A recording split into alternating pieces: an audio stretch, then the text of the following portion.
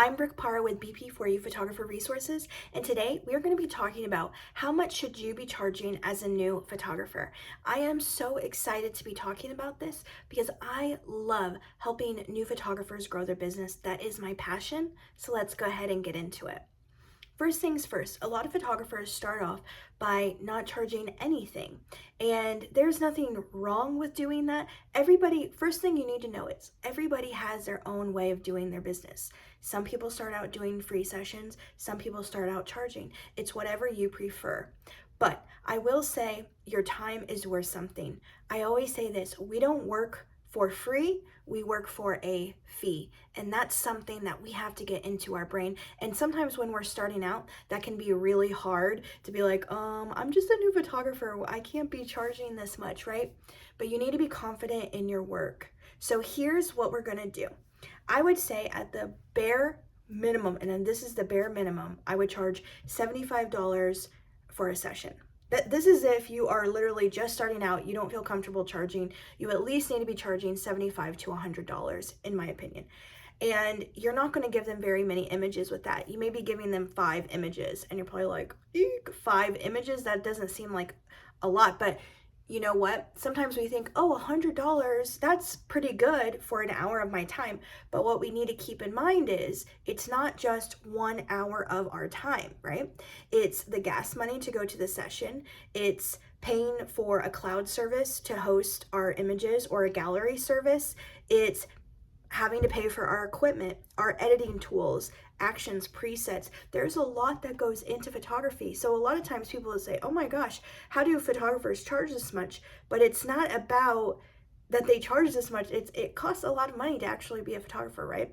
So we need to set ourselves up for success. So I would say if you're just starting out, bare minimum $75 to $100 per session, and then give them 5 edited images. So then how can we go from there? So let's say you've been doing free sessions and you're worried because everybody keeps asking, hey, can I get a session? So once you start noticing, let's say you do start with the route of free sessions and you start noticing everybody is hitting you up for free sessions, that's when you know you need to start charging, right? So I always say, if you're at a price bracket, let's say you charge $200 per session and you have a lot of clients coming and you are booking left and right at $200, it's time to increase your price. You need to increase your price when demand goes up, okay? So just keep that in mind. Something else that you want to do is you want to make sure that when you're sending people your pricing guide, that it has an a la carte section as well. A la carte meaning individualized items. So let's say in your pricing guide, you're giving away this much time and 5 photos for $100. On your a la carte, it would say extra time, $50 per half hour, 25 edited images, maybe that says $300, I don't know. But basically for your a la carte, you're providing value for the packages that you offer. Like, oh wow, if I got this individually, it would cost this much. So this package deal is a good deal. Everyone likes getting a good deal, right? So let's say you're charging and then some people are like, oh, that's too expensive, I can't afford you. Don't be upset, right? A lot of times photographers are getting really upset that people don't want to pay them what they're worth, and we just have to find the clients, right? We can't be upset that people can't afford it, right? So I would say don't get discouraged. Do not compare yourself to other photographers. This will send you down a deep, dark road. I even still struggle with this, but what I've come to know is I have talked with hundreds, if not thousands, of professional photographers over the years. I've been doing this for a very long time.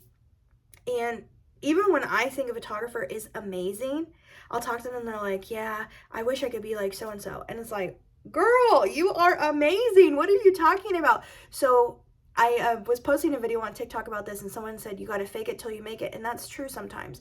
And there's going to be like some times where you feel like, am I ever going to make money at this? But you will. It just takes time.